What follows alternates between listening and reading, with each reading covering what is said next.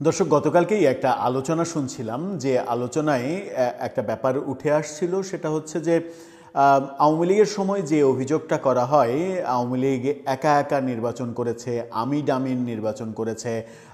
সব থেকে বড় কথা হচ্ছে যে এই যে মানে 2024-এর আমি ডামি নির্বাচন কিংবা 2014-র প্রায় 153 জনের মতো সংসদ সদস্য বিনা প্রতিদ্বন্দ্বিতায় জিতে আসা এই যে নির্বাচন, সেই নির্বাচনের সঙ্গে বর্তমানে এনসিপির দুইজন নেতার কার্যক্রমকে অনেকে মেলাতে চাইছেন। এক কুমিল্লা 4 আর এক ঢাকা 11। কুমিল্লা 4-এ বিএনপির প্রার্থী মঞ্জুরুল হাসান মুন্সির বিরুদ্ধে হাসনাত আবদুল্লাহ এনসিপি নেতা এমন একটা অবস্থায় এসে হাইকোর্টে রিট করেছেন, তার বিরুদ্ধে অভিযোগ করেছেন যে সময়টাতে আর বিএনপির কোনো অপশন ছিল না বিকল্প কোনো প্রার্থীকে ওই জায়গায় দাঁড় করানোর। একেবারে ঝোপ বুঝে কোপ মেরেছেন যেন তার আসনটা ফাঁকা হয়ে যায়, হাসনাত আবদুল্লাহ প্রতিদ্বন্দ্বিতা করার আর কেউ থাকে না, বিএনপি সাইড হয়ে গেলে তার পক্ষে নির্বাচিত হয়ে আসা, ফাঁকা ফিল্ডে নির্বাচিত হয়ে আসা অনেক বেশি সহজ হবে। এটা নিয়ে সমালোচনা করছিলেন একজন বিশ্লেষক। সাথে নাহিদ ইসলাম গতকালকে যে রিট করেছেন আদালতে, তার আসনে ঢাকা 11-তে বিএনপির প্রার্থী কাইয়ুম সাহেব, সাবেক কাউন্সিলর, তার বিরুদ্ধে রিট করেছেন যেন তার প্রার্থিতা বাতিল করে দেয়া হয়।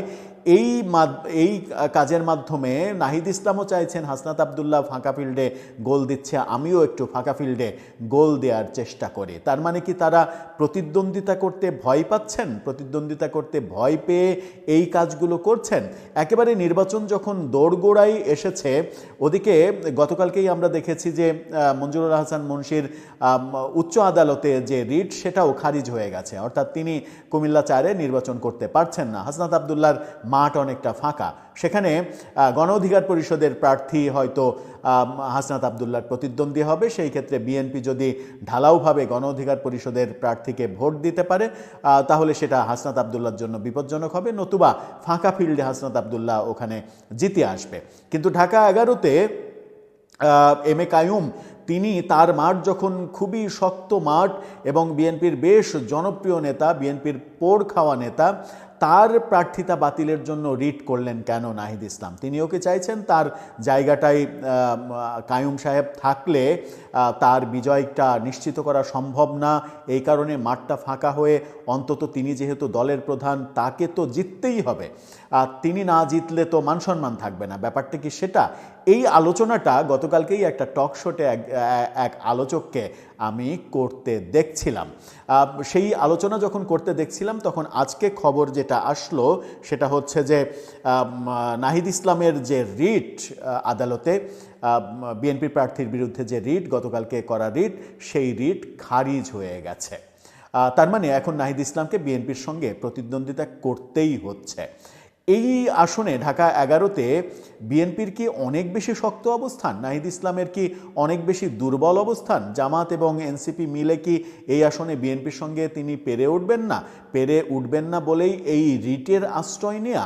চলুন একটু জেনে দেখি আদালত থেকে কি খবর আসলো এই রিট সম্পর্কে। থাকবেন পলিটিক্স টিভির নিয়মিত আয়োজন। নাহিদ ইসলামের রিট একেবারে খারিজ, কোনো শুনানি না করেই রিট খারিজ করে দেওয়া হয়েছে, সরাসরি খারিজ করে দেওয়া হয়েছে। গণমাধ্যম সমকালের শিরোনামটা দেখে নিন, সেখানে বলা হচ্ছে নাহিদের রিট খারিজ, নির্বাচনের মাঠে থাকবেন বিএনপির কাইয়ুম।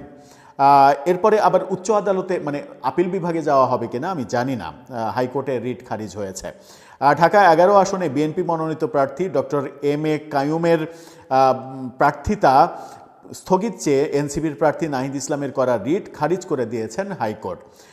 আজকে বিচারপতি ফাহমিদা কাদের ও বিচারপতি মোহাম্মদ আসিফ হাসানের সমন্বয়ে গঠিত হাইকোর্ট বেঞ্চ এই আদেশ দেন।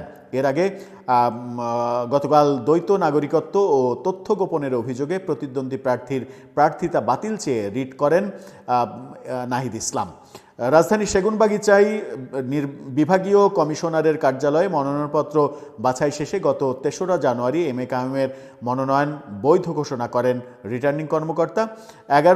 ঢাকা 11 আসনে বিএনপির মনোনীত প্রার্থী এম এ কাইয়ুম দলটির ক্ষুদ্র ঋণ বিষয়ক সম্পাদক। এম এ কাইয়ুম সম্পর্কে যে তথ্য পাওয়া যায়, এই এলাকায় ঢাকা 11-তে খুবই জনপ্রিয় তিনি। সাবেক কাউন্সিলর, সিটি কাউন্সিলর ছিলেন এবং বিএনপির পোড় খাওয়া নেতা। এবং একটা আলোচনায় দেখলাম যে আওয়ামী লীগের সময় বেশ আওয়ামী লীগের রোষানলে পড়তে হয়েছিল তাকে, বিএনপির এই নেতাকে। সেই সময় তিনি বহুদিন বিদেশে থাকতেও বাধ্য হয়েছিলেন। এই যে ব্যাপারগুলো, নাহিদ ইসলাম এবং হাসনাত আবদুল্লাহ সম্পর্কে যে আলোচনাটা আসছে, এটা কিন্তু তাদের সম্মানের জন্য ক্ষতিকর হচ্ছে। এই আলোচনাটা আমার মনে হয় আসা উচিত নয়, কারণ তাদের মধ্যে এই আস্থাটা থাকা উচিত যে তারা বিপ্লবের বীর হিসেবে তারা যেখানে দাঁড়িয়েছে, তাদের যে 30টি আসন, এই 30টি আসনের 30টি আসনেই তো তাদের জয়লাভ করার কথা। কারণ জুলাই অভ্যুত্থান তাদের নেতৃত্বে হয়েছে, তারা সামনের বীর। আর তো কারো আসলে তেমন কোনো ছিল না, ভূমিকা ছিল না। তারাই যেহেতু শেখ হাসিনার পতন ঘটিয়েছেন এবং তারা জুলাই আন্দোলন করেছেন, একাই করেছেন, সেখানে বিএনপির কিংবা অন্য কোনো দলের কোনো অংশগ্রহণ ছিল না। সেখানে বাংলাদেশের মানুষ, প্রত্যেকটা ভোটার তাদের প্রতি সদয় হয়ে এবং তাদের 30 জনকেই সংসদে নেয়ার ব্যবস্থা করবেন, এই মানে আত্মবিশ্বাস আমার মনে হয় তাদের প্রত্যেকের মনেই থাকা উচিত। যদিও এখন পর্যন্ত আমরা নাহিদ ইসলাম কিংবা হাসনাত আবদুল্লাহকে নির্বাচনী প্রচারে কোনো ধরনের নোংরামি করতে দেখিনি, যেটা ঢাকা 8 আসনে তাদের আরেক নেতা নাসিরউদ্দিন পাটোয়ারি রীতিমতো চার্লি চ্যাপলিন কিংবা মানে বাংলা সিনেমার দিলদারের মতো অবস্থা শুরু করেছেন।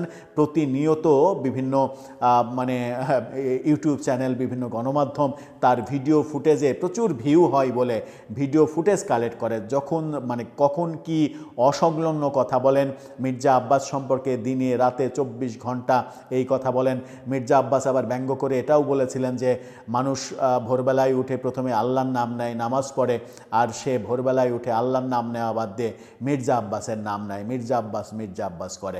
আবার পাটোয়ারি বলেন যে মানুষ ভোরবেলায় উঠে নামাজ পড়ে, আল্লাহর নাম নেয়, আর মির্জা আব্বাস ভোরবেলায় উঠে আল্লাহর নাম নিয়ে নামাজ পড়ে চাঁদাবাজি শুরু করে। এই যে ব্যাপারগুলো শুরু হয়েছে, এই মানে অস্থির নোংরা প্রতিযোগিতা, এই নোংরা প্রতিযোগিতায় যদি জুলাই বিপ্লবীরা নিজেদেরকে সামিল করে তাহলে বিতর্কিত হওয়ার সম্ভাবনা রয়েছে। যদিও এনসিপিতে ভালো ভাবমূর্তি, সবথেকে ভালো ভাবমূর্তি অবশ্যই আহ্বায়ক নাহিদ ইসলামের রয়েছে। তার নামে এই ধরনের নোংরামি কিংবা কোনো ধরনের বাজে কোনো সমালোচনা এখন পর্যন্ত আমরা শুনিনি, সেটা তিনি অব্যাহত রাখবেন। কিন্তু এই যে রিটটা করলেন, শেষ বেলায় এসে রিটটা করলেন, তাতে করে আমার মনে হয় যে ব্যাপক সমালোচনার মুখে পড়লেন। এতে করে মানুষের ধারণা যেটা হবে সেটা হচ্ছে যে তিনি এই মুহূর্তে এসে ভয় পাচ্ছেন, নির্বাচনে জিততে পারবেন না, সেই কারণে বিএনপির প্রার্থীকে সরিয়ে দিয়ে নিজের বিজয়টা নিশ্চিত করতে চাইছেন। আদতে তো সেটা হওয়ার কথা নয়। ঢাকা 11 আসনের ভোটাররা এত অসচেতন যে জুলাই আন্দোলনের প্রধান সৈনিক এবং এক দফার ঘোষক, যাকে বলা হয় এক দফার ঘোষক এবং গণতন্ত্রের ইমাম যিনি, তাকে ভোট না দিয়ে অন্য কোনো প্রার্থীকে ঢাকা 11 আসনের প্রার্থীরা ভোটাররা কি ভোট দেবেন? এত বড় অন্যায় অবিচার কি করবেন? সেই বিশ্বাসটা তো ঢাকা 11-র ভোটারদের প্রতি তার থাকা উচিত ছিল, যেখানে মনে হচ্ছে একটু হলেও ঘাটতি দেখা দিয়েছে। দর্শক, আপনার কি মনে হয় এই যে রিট হলো, রিটটা যে শুনানি না করে সরাসরি খারিজ করে দেয়া হলো, এতে করে কি নাহিদ ইসলামের সম্মান বাড়লো নাকি কমলো? আপনার মতামত জানিয়ে লিখতে পারেন আমাদের।